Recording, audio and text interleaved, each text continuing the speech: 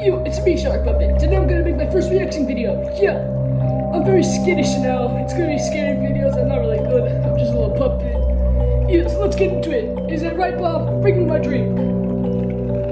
Thank you, sir. So without further ado, let's go into it. Yeah. This is why you should always change your locks. Okay, In 2017, a college girl woke up from a nightmare drenched in sweat and decided to rinse off before going back to sleep. She propped her phone on a shelf, turned on some music, and then hopped in the shower. A few minutes later, she reaches for her phone to change the song, but stops suddenly. Reflected on her phone's screen was a person standing in the middle of her bathroom facing the shower. Is that real? She somehow kept her composure, turned the water to scalding hot, and then ripped open the curtain and sprayed the intruder in the face. She's smart. As they howled in pain, she ran past them. Oh, is that real? No, close my eyes. Bob, cover my eyes. She just runs out of the apartment and calls I need the the police go in and come out with a crazy You're fired! in handcuffs. One of the officers comes over to the girl and says she's slipped. She had copies of your keys. Then he pauses, looks down, and brings up a clear evidence bag that contained her butcher's knife, and he says, "Looks like she wanted her apartment back." Butcher's knife? There's something terrifying going on at Chuck E. Cheese right now, and I'm going to explain it to you. Chuck E. Cheese. So we all know about the game Five Nights at Freddy's, right?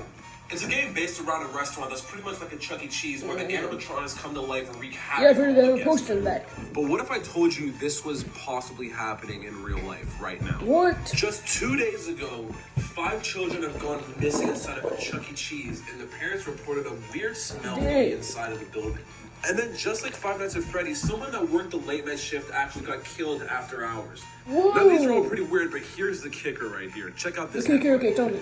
Night shift workers from Chuck E. Cheese claim strange movement from animatronics post hours. What? So I don't know. What do you think about this? I'm not going anymore. The pizza's nasty. I wouldn't be shocked if it was real.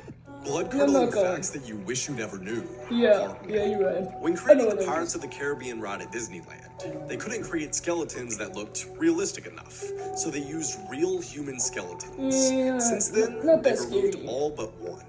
Ducks sometimes become cannibals due to boredom, meaning they kill and eat each other. This behavior begins as early as 4 weeks old.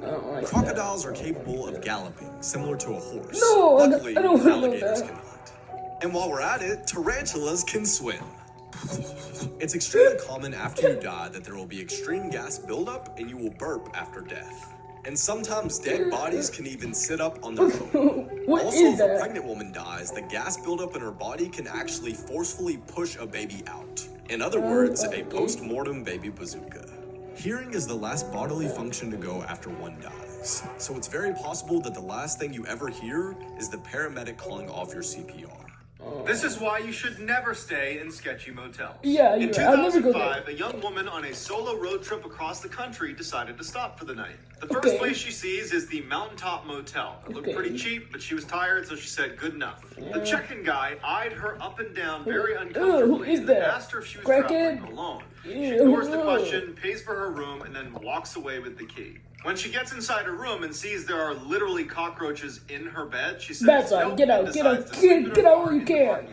Around 3 a.m., she wakes up to see the check-in guy using his own keys to get into the motel room she was supposed to be in. A few minutes later, he storms out and slams the door and starts walking towards her car. Terrified, she hides under her blanket as the man tries to open her car doors but can't and walks away. She speeds off and calls her friend and asks her to look up the address of Mountaintop Motel so she can give it to police. Her friend's quiet for a second and then just says, "The Mountaintop Motel closed a week ago. If someone offers you this, walk away." In 2016, a man was staying at his friend's cabin in the woods when he decided to go for an evening stroll. A little ways down the trail, he hears someone call out from behind his neighbor's house. He looks up and he sees this skinny guy pop out from behind the building and starts waving frantically at him to come over. Worried this guy could be in trouble, the man takes off running to assist. But when he gets close enough, the neighbor just offers him a fistful of Slim Jims and starts talking about how much he hates his wife. Sensing there was something wrong with this guy, he says no thank you to the Slim Jims and walks away. The next day, the man calls his friend who owned the cabin to ask him what the deal was with his weirdo neighbor. There was silence on the phone, and then his friend just says, "I don't have any neighbors." The police are called, and it turns out his neighbor was really some lunatic who had recently killed his wife and had been hiding out in the abandoned cabin next door.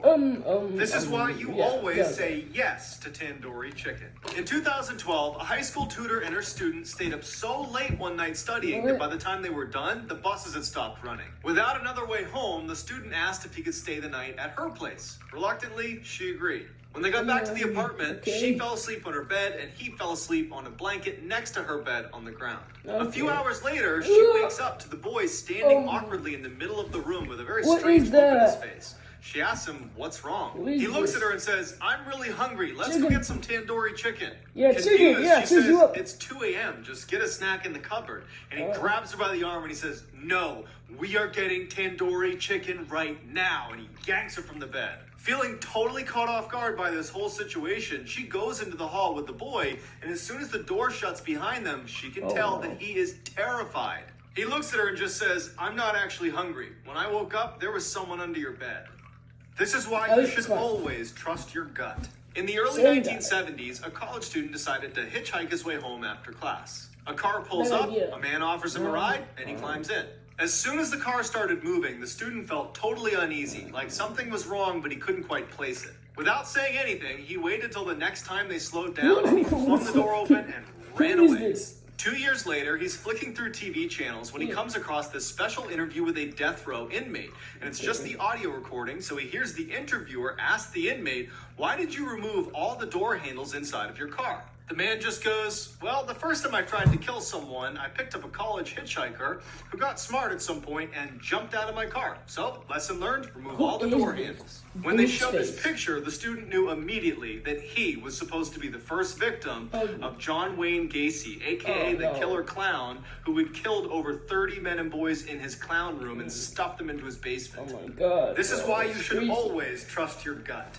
In the 1970s, a young couple decided to go for a late-night hike in the woods. A couple minutes into their walk, and the man remembers thinking, something's not right. He tells his girlfriend, but they just decide to ignore it and keep going, until he steps on something that felt really soft, like it was alive.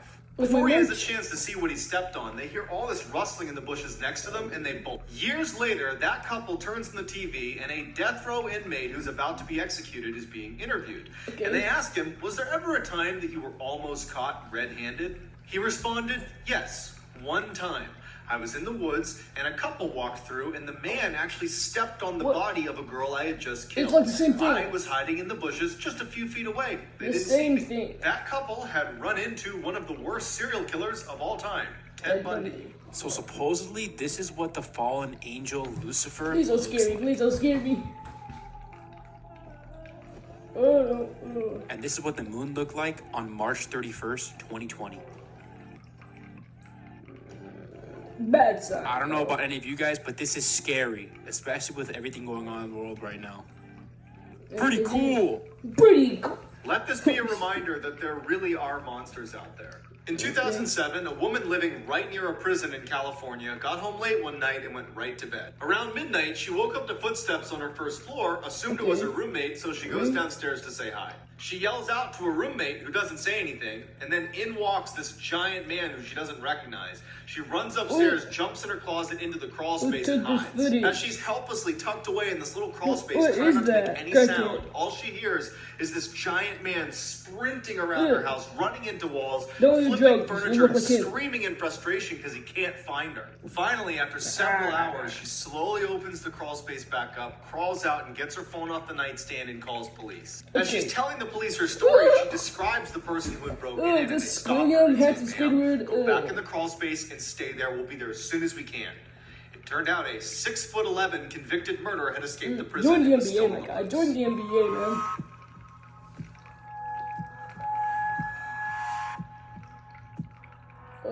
What in the night before Christmas? If you scare easily, I wouldn't watch this video. In 2013, a mine explorer found this entrance to an abandoned mine and decided to go have a look around. He decides to film his experience and upload it to his YouTube channel, where he had uploaded hundreds of other videos of him exploring mines, but he never once references the paranormal or ghosts or anything like that until this video. As soon as he steps foot inside, he tells the camera that he has a really uneasy feeling about being there and wonders if he should even keep going, but he does. Everything seems pretty normal until he gets to a section in the mine where there's a bunch of chains hanging down from the ceiling. He hears something in the back of the tunnel, so he pulls his flashlight out and he shines it towards the back, and he sees it. Thank you for watching, everybody. Thank you for watching my video. I'm gonna drink some Kool-Aid. Come here, Bob. Come here, Bob. Come here right now. Come here right now. Yeah. Yeah, Bob. Yeah.